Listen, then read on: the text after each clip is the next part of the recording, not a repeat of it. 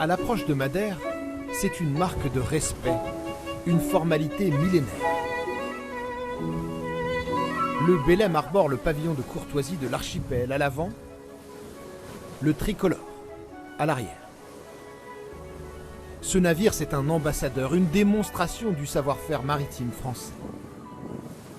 Le moindre recoin du pont témoigne de son passé. Pour la visite historique dans les multiples vies du Belem, suivez le capitaine. D'abord, le double escalier en acajou. Il date de 1914. À l'époque, on rentrait par ces deux portes là sur les côtés.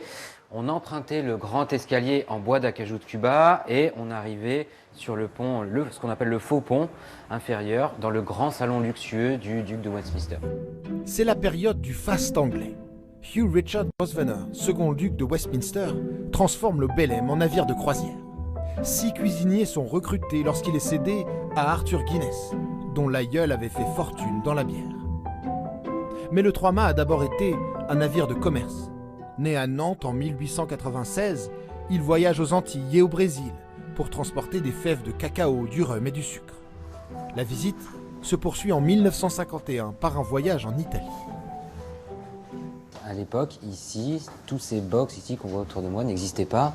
On était sur vraiment un lieu très très ouvert. C'était l'espace de vie ce qu'on appelait les marinetti. Plus question de croisière. Le Belem accueille le dur quotidien des apprentis marins italiens. Il s'appelle alors le Giorgio Cini et finira abandonné dans la rade de Venise. C'est là qu'un passionné français le reconnaît et le rapatrie sous la Tour Eiffel, grâce à la fondation qui porte son nom. Il entame alors sa vie actuelle de navire-école. C'était il y a 40 ans, mais certains stagiaires d'aujourd'hui se rappellent de son retour en France. Je l'ai vu quand j'étais jeune à Paris et ça m'a fait rêver tout de suite. Mais quand j'entendais que c'était un navire-école, pour moi c'était un navire pour des jeunes qui apprenaient le métier. Et il n'y a pas si longtemps que ça, il y a 6 ans qu'en le visitant une fois, j'ai vu des photos de stagiaires et en voyant des gens qui avaient tous les âges. Et à partir de là, je me suis dit, ah bah oui, tiens, faut que j'y aille. Le capitaine, lui, occupe la plus belle cabine du bord avec sa maquette, ses boiseries et ses cuirs. C'est vrai qu'au début, on arrive là, on se dit, oulala, mais de quoi je suis responsable exactement? Et puis, bon, bah voilà, on s'approprie progressivement les lieux, ouais. Mathieu Combeau est commandant depuis 2 ans. Mais le Belem et son roulis ont toujours fait partie de sa vie.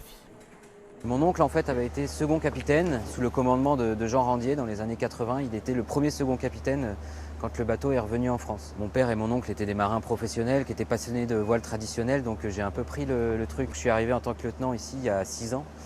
Puis après, voilà, j'ai gravi les échelons, mais c'est vrai qu'en arrivant, jamais j'aurais osé imaginer que j'arriverais à ce poste-là. Depuis son retour sous pavillon français, le navire participe à tous les grands rendez-vous maritimes. Cette année, il était à Rouen, Bordeaux ou encore Nantes. La cité des ducs de Bretagne lui a fait un accueil triomphal lors des visites du public. Et il y a les boutons.